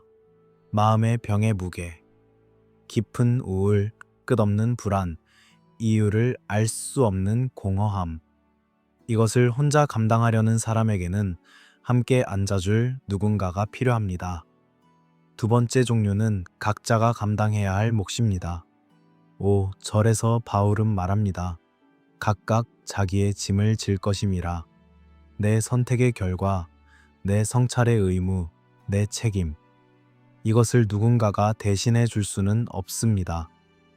이것을 대신해 주는 것은 사랑이 아니라 가능성을 빼앗는 것입니다. 사람은 자신의 몫을 감당할 때 잘합니다. 모든 것을 대신해 주는 사랑은 결국 상대방을 약하게 만듭니다. 이 두 종류의 짐을 구분하는 것이 공동체 안에서의 지혜입니다. 함께 들어야 할 것은 함께 들고, 각자가 들어야 할 것은 그 사람이 들 수 있도록 곁에서 격려하는 것. 이 균형이 서로 짐을 진다는 말의 깊이입니다. 누군가가 넘어졌을 때를 생각해 보세요. 공동체 안에서 실수한 사람, 잘못된 선택을 한 사람, 무너진 사람. 바울은 말합니다. 온유한 심령으로 그러한 자를 바로잡고. 온유한 심령으로. 이 표현이 핵심입니다. 정죄하는 마음이 아닙니다. 판결하는 태도가 아닙니다. 나는 괜찮은데 저 사람은 왜 저러냐는 시선이 아닙니다. 오히려 자신을 살펴서 자신도 시험을 받을까 두려워하라고 바울은 덧붙입니다. 넘어진 사람 앞에서 가져야 할 첫 번째 마음은 나도 그럴 수 있었다는 것입니다. 치료하는 손길을 생각해 봅시다. 상처가 난 곳에 손을 댈 때 그 손이 따뜻하고 부드럽게 닿아야 합니다. 거칠게, 빠르게, 대충 건드리면 상처는 더 커집니다. 치유는 조심스러운 것입니다. 넘어진 사람을 바로잡는 것도 그렇습니다. 진단이 필요하지만 서두르지 않는 것, 방향을 제시하지만 강요하지 않는 것, 함께 있어주되 대신 살아주지 않는 것. 이 온유함이 공동체를 살립니다. 공동체가 병드는 방식도 있습니다. 그것은 비교에서 시작됩니다. 저 사람은 얼마나 헌신적인가? 나는 얼마나 기여하고 있는가? 저 사람은 어떤 직분을 맡았는가? 나는 왜 인정받지 못하는가? 이 시선이 퍼지기 시작하면 공동체 안에 점수판이 생깁니다. 보이지 않는 점수판. 그런데 모두가 그것을 보고 있는 점수판. 점수판이 생기면 교만이 따라옵니다. 점수가 높은 사람은 자신이 잘하고 있다는 착각에 빠집니다. 그리고 점수가 낮은 사람을 내려다보기 시작합니다. 점수판이 생기면 낙담도 따라옵니다. 아무리 해도 충분하지 않은 것 같은 사람은 포기하기 시작합니다. 어차피 나는 안 된다는 이야기가 마음속에 자라납니다. 교만과 낙담은 다른 방향처럼 보이지만 같은 뿌리에서 옵니다. 비교라는 뿌리, 이 악순환에서 빠져나오는 길은 점수판을 내리는 것입니다. 각각 자기 일을 살피라는 바울의 말이 그 방향입니다. 내가 어떻게 걷고 있는지를 보는 것, 그 사람이 얼마나 잘하고 있는지가 아니라 말의 윤리도 중요합니다. 서로를 물고 먹는다는 표현을 바울은 사용했습니다. 공동체를 갉아먹는 말들이 있습니다. 비난. 저 사람은 왜 저렇게 하는지 모르겠다는 말. 그 말이 한 사람에게서 다른 사람에게로 전해질 때 그것은 씨앗이 됩니다.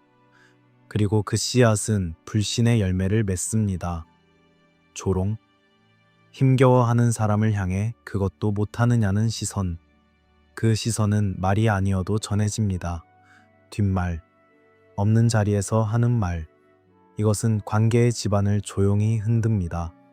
그 말을 들은 사람도 결국 자신에 대한 뒷말이 어딘가에서 돌고 있을 것이라는 불신을 품게 됩니다. 이런 말들이 공동체에서 사라질 때 공동체의 공기가 달라집니다. 그 반대의 장면을 그려봅시다.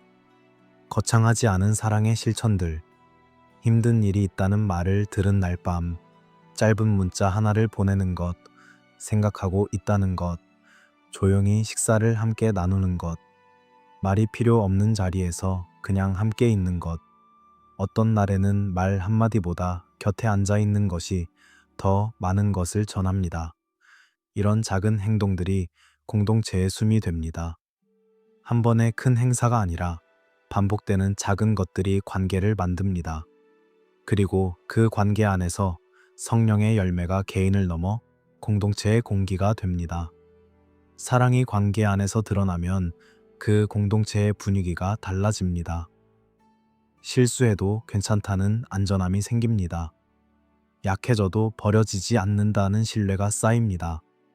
오래 참음이 공동체 안에 있으면 사람들은 변화에 시간을 줍니다. 온유함이 공동체 안에 있으면 새로운 사람이 천천히 적응할 수 있습니다. 절제가 공동체 안에 있으면 갈등이 생겼을 때 폭발하지 않고 대화가 이루어집니다. 이것이 성령의 열매가 개인의 성품을 넘어서는 방식입니다. 한 사람 안에 자라난 열매가 그 사람을 통해 공동체로 흘러들어갑니다. 그리고 그 공동체의 공기가 또 다른 사람 안에서 무언가를 자라게 합니다. 공동체 안에서 우리가 심는 것이 공동체의 미래를 만듭니다. 이것이 씨앗과 수학의 원리가 공동체 안에서 작동하는 방식입니다.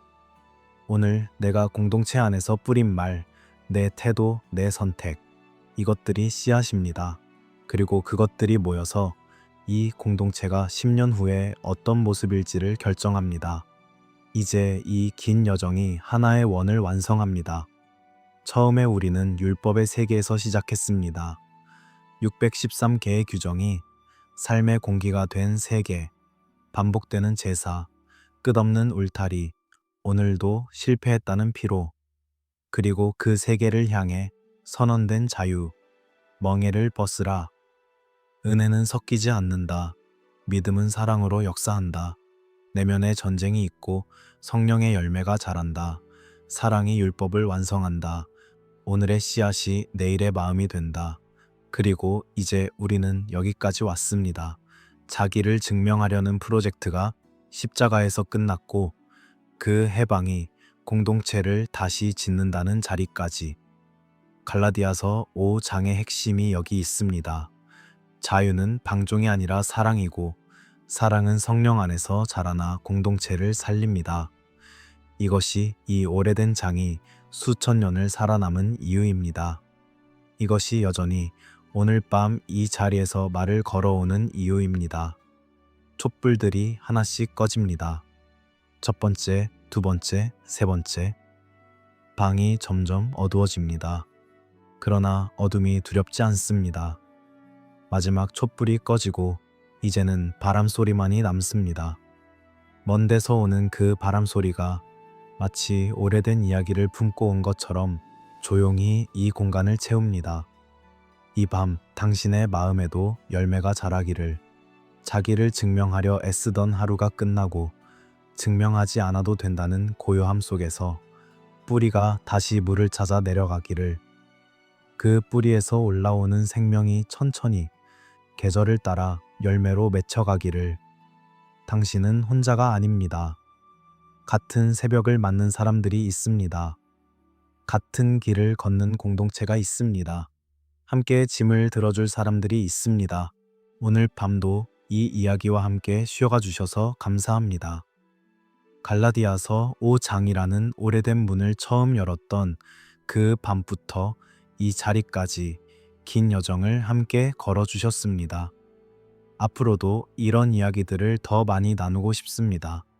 채널을 구독해 주시고 후원으로 함께 해주시는 분들께는 새로운 이야기들을 가장 먼저 만날 수 있는 자리를 마련하겠습니다. 오래된 텍스트 속에서 여전히 숨 쉬고 있는 인간의 이야기들을 이 고요한 밤의 시간에 계속해서 함께 풀어가겠습니다. 바람 소리만이 남습니다. 그리고 그 바람 속에서 오늘 밤 심어진 씨앗이 조용히 땅속으로 들어갑니다.